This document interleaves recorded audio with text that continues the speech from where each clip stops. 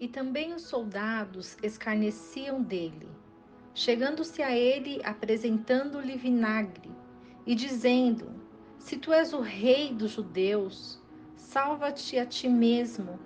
E também por cima dele estava um título escrito com letras gregas, romanas e hebraicas.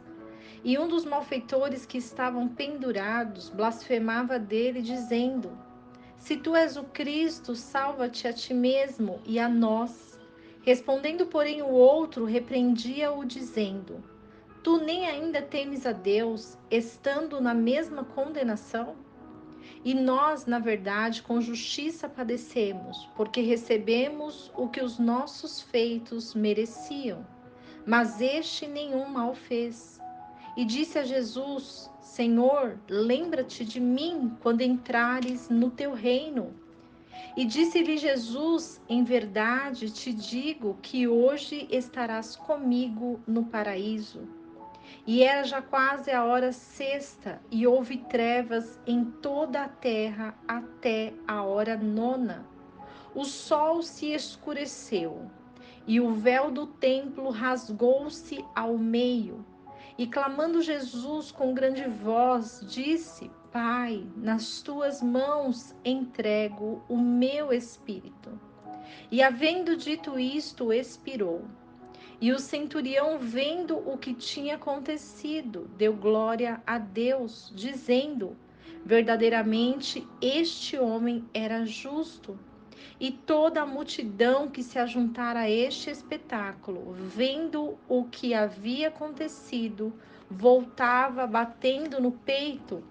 E todos os seus conhecidos e as mulheres que juntamente o haviam seguido desde a Galiléia estavam de longe vendo estas coisas. E eis que um homem chamado José, senador, o qual era membro do Sinédrio, homem de bem e justo, o qual não tinha consentido no conselho e nos atos dos outros, de Arimateia, cidade dos judeus, e que também esperava o reino de Deus. Esse, chegando a Pilatos, pediu o corpo de Jesus, e havendo-o tirado, envolveu-o num lençol, e lhe pôs num sepulcro escavado numa penha, onde ninguém ainda havia sido posto. E era o dia da preparação. E amanhecia o sábado. E as mulheres que tinham vindo com ele da Galiléia seguiram também e viram o sepulcro e como foi posto o seu corpo. E voltando elas, prepararam especiarias aromáticas e ungüentos, e no sábado repousaram conforme o mandamento. O capítulo 23 de Lucas vai falar sobre toda a autoridade e propósito de Deus. Deus, ele tem propósito em todas as coisas. E Deus tinha um propósito na primeira vinda de Jesus. O propósito de Deus na primeira vinda de Jesus foi levá-lo até a cruz. Nossa, mas como um Deus tão poderoso pode levar Jesus até a cruz? Porque se Jesus não fosse até a cruz, eu e você não entenderíamos o processo da cruz. E como é o processo da cruz?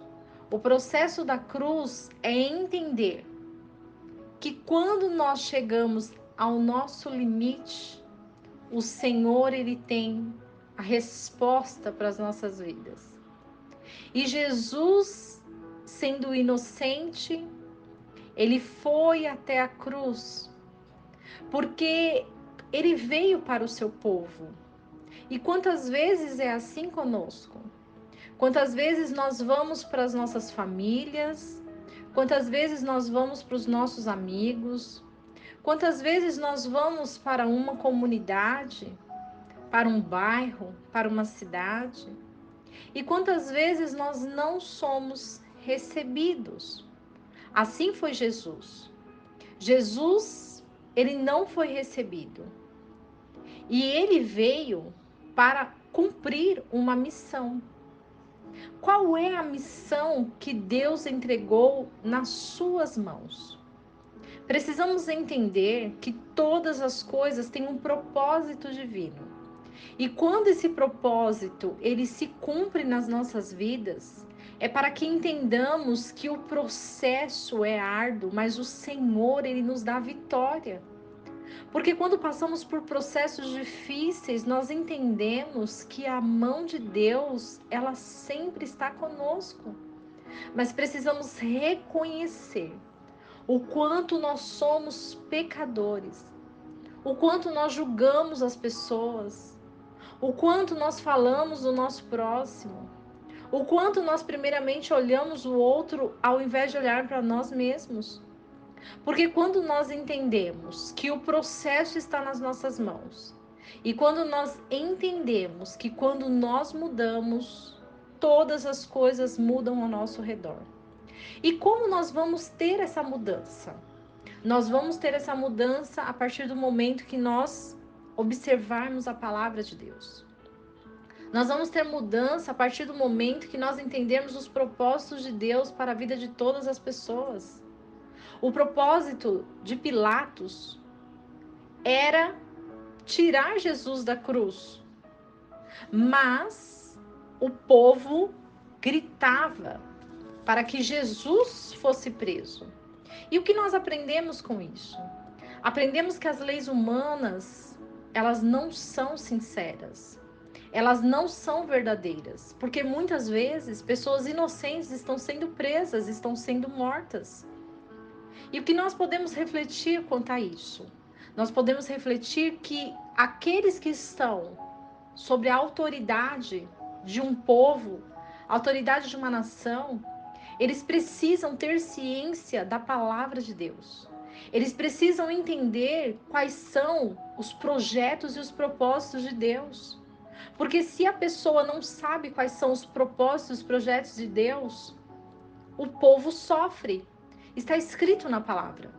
Quando nós temos governantes que governam mal, nós sofremos, porque a injustiça começa a reinar.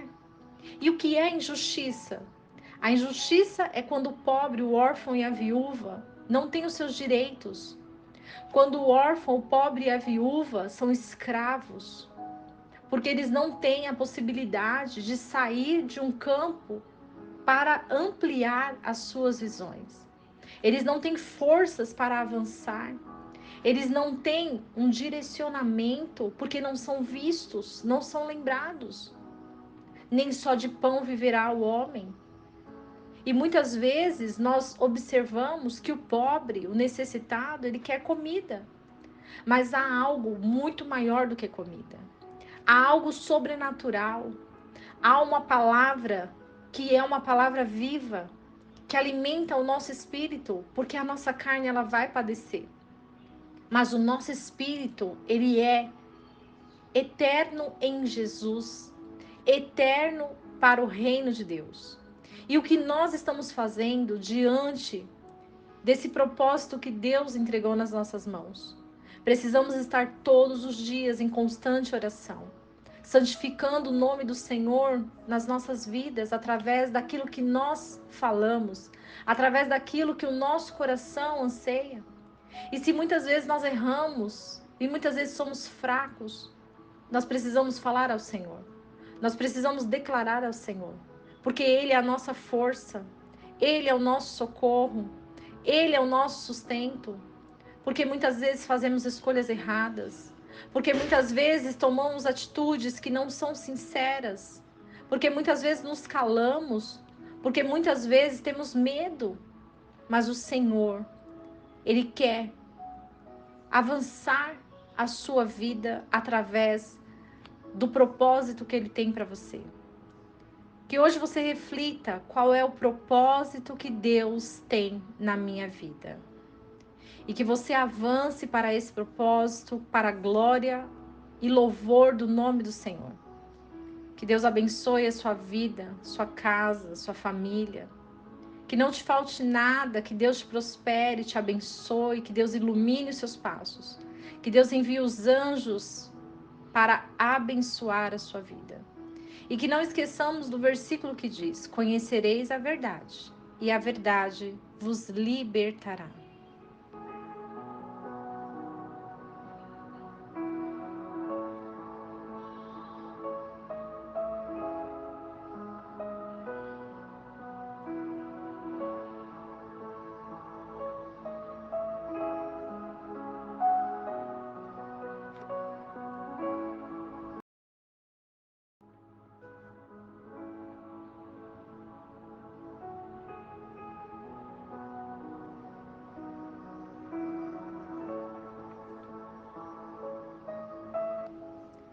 Capítulo 23 do livro de Lucas vai falar assim: E levantando-se então toda a multidão deles, o levaram a Pilatos e começaram a acusá-lo, dizendo: Havemos achado este pervertendo a nossa nação, proibindo dar o tributo a César e dizendo que ele mesmo é Cristo o Rei. E Pilatos perguntou-lhe, dizendo: Tu és o rei dos judeus? E ele respondendo, disse-lhe: Tu o dizes. E Pilatos disse aos principais dos sacerdotes e à multidão: Não acho culpa alguma neste homem. Mas eles insistiam cada vez mais, dizendo: Alvoroça o povo, ensinando por toda a Judéia, começando desde a Galileia até aqui. Então Pilatos, ouvindo falar da Galileia, perguntou se aquele homem era galileu. E sabendo que era da jurisdição de Herodes, remeteu-o a Herodes, o qual também estava em Jerusalém naqueles dias. E Herodes, quando viu a Jesus, alegrou-se muito, porque havia muito que desejava vê-lo, por ter ouvido dele muitas coisas, e esperava que lhe veria fazer algum sinal. E interrogava-o com muitas palavras, mas ele nada lhe respondia. E estavam os principais dos sacerdotes e os escribas acusando-o com grande veemência. E Herodes, com seus soldados, desprezou-o e, escarnecendo dele, vestiu-o de uma roupa resplandecente e tornou a enviá-lo a Pilatos. E no mesmo dia, Pilatos e Herodes se fizeram amigos entre si, pois dantes andavam em inimizades um com o outro. E Pilatos, convocando os principais dos sacerdotes e os magistrados e o povo, disse-lhes: Haveis-me apresentado este homem como pervertedor do povo, e eis que, examinando na vossa presença, nenhuma culpa das de que o acusais acho neste homem, nem mesmo Herodes, porque a ele vos remeti. E eis que ele não fez coisa alguma digna de morte. Castigá-lo-ei, pois, e soltá-lo-ei. E era-lhe necessário soltar-lhes um pela festa. Mas toda a multidão clamou a uma, dizendo: Fora daqui com este e solta-nos Barrabás, o qual fora lançado na prisão por causa de uma rebelião feita na cidade, de um homicídio. Falou, pois, outra vez Pilatos, querendo soltar Jesus. Mas eles clamavam em contrário, dizendo: Crucifica-o, crucifica-o. Então ele, pela terceira vez, lhes disse: Mas que mal tem feito este? Não acho nele culpa alguma de morte. Castigá-lo-ei, pois, e soltá-lo-ei. Mas eles estavam com grandes gritos, pedindo que fosse crucificado. E os seus gritos e os dos principais dos sacerdotes redobravam. Então Pilatos julgou que devia fazer o que eles pediam. E soltou-lhes o que fora lançado na prisão por uma sedição e homicídio, que era o que pediam, mas entregou Jesus à vontade deles. E quando o iam levando, tomaram um certo Simão Cirineu, que vinha do campo, e puseram-lhe a cruz às costas, para que a levasse após Jesus. E seguia uma grande multidão de povo e de mulheres, as quais batiam no peito e o lamentavam. Jesus, porém, voltando-se para elas, disse: Filhas de Jerusalém, Não choreis por mim, chorai antes por vós mesmas e por vossos filhos. Porque eis que hão de vir dias em que dirão: bem-aventuradas estéreis, e os ventres que não geram, e os peitos que não amamentaram. Então começarão a dizer aos montes: cai sobre nós, e aos outeiros: cobri-nos. Porque se ao madeiro verde fazem estas coisas, que se fará ao seco? E também conduziram outros dois que eram malfeitores para serem mortos com ele. E quando chegaram ao lugar chamado a Caveira, ali o crucificaram. E aos malfeitores, um à direita e outro à esquerda. E dizia Jesus: Pai, perdoa-lhes, porque não sabem o que fazem. E repartindo as suas vestes, lançaram sortes. E o povo estava olhando, e também os príncipes zombavam dele, dizendo: aos outros salvou, salve-se a si mesmo, se este é o Cristo, o escolhido de Deus.